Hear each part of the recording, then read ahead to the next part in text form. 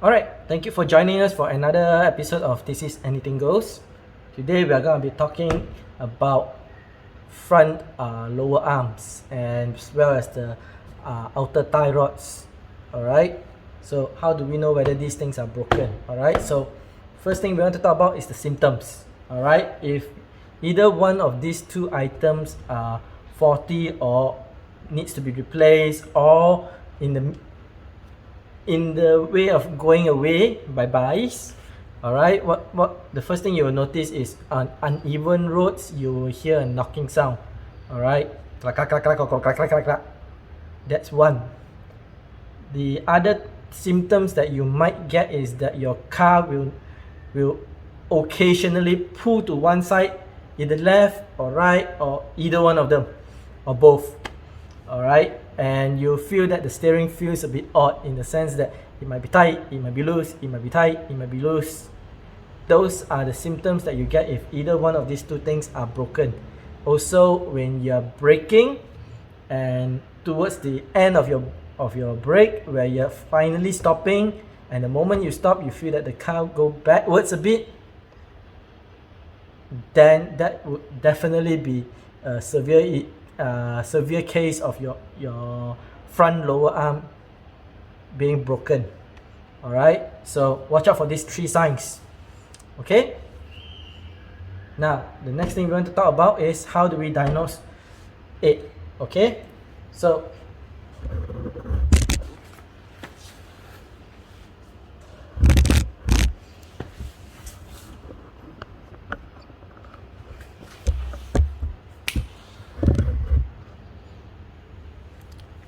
what you want to do is you need to jack the car up, and then you might want to rock the tires. Alright, okay, in this case you can see that it is at the 3 and 9 o'clock it's moving, at the 12 and 6 o'clock it's firm.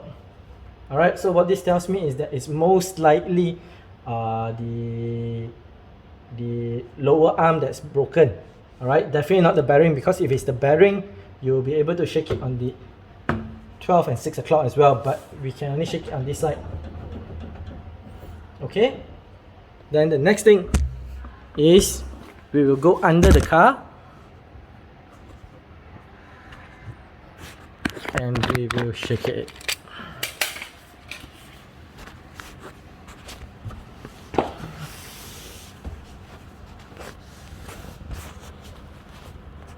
Okay, when we are under the car and when we are shaking it, you will notice this moving as well.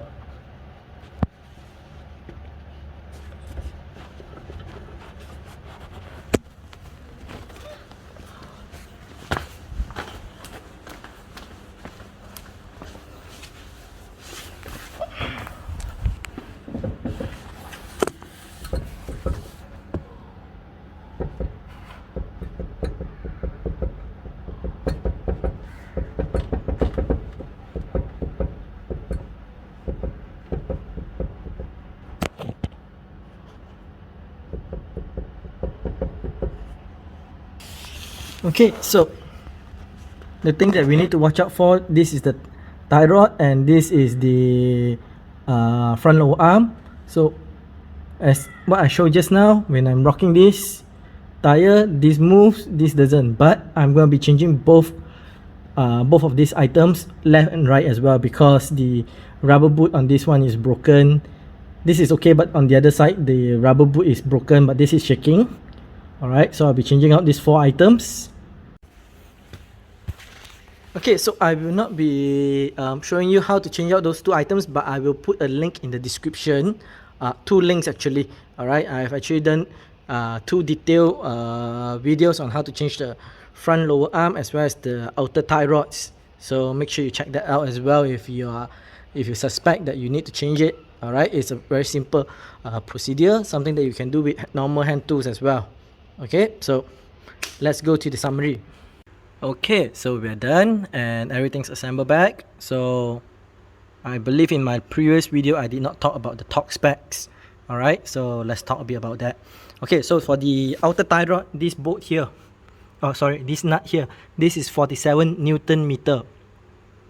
That bolt in there and the bolt over here, this is 180, no sorry, 120 Newton meter. Alright, these two bolts on the absorber here, this is 180 Newton meter.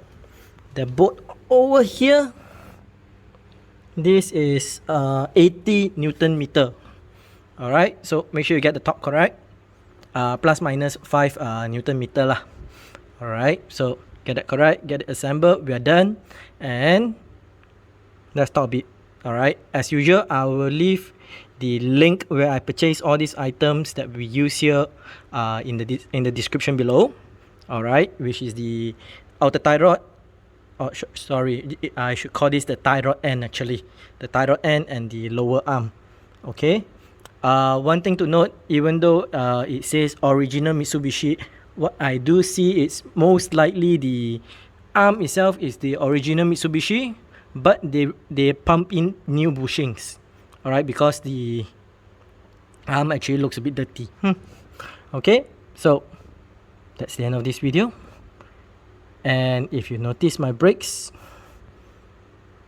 alright, my next project will be to replace the rotor and the brake pads. And I will tell you when to replace your rotors. So make sure you are subscribed, make sure you hit the bell button so you get notified when that video get released. Alright, till next time, I will see you again. Okay, now that we have removed the tie rod ends and the lower arm from the front of the car, both sides. Alright, let's have a look what is wrong with it. Okay, so as you can see, this is already having cracks in the rubber and you can actually hear some noise coming from it. Alright, this one as well, this is gone, it's dry and definitely with sound. Alright, whereas the lower arms,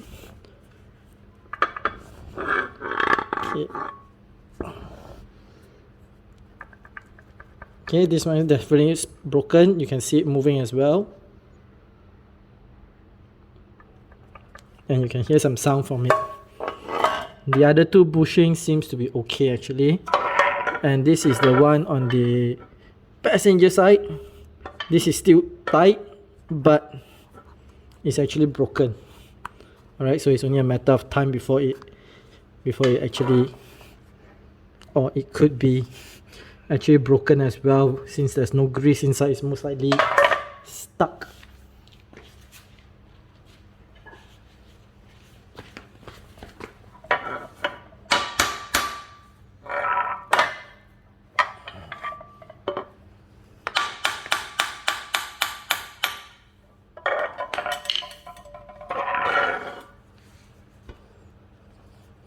Yeah, it's definitely stuck.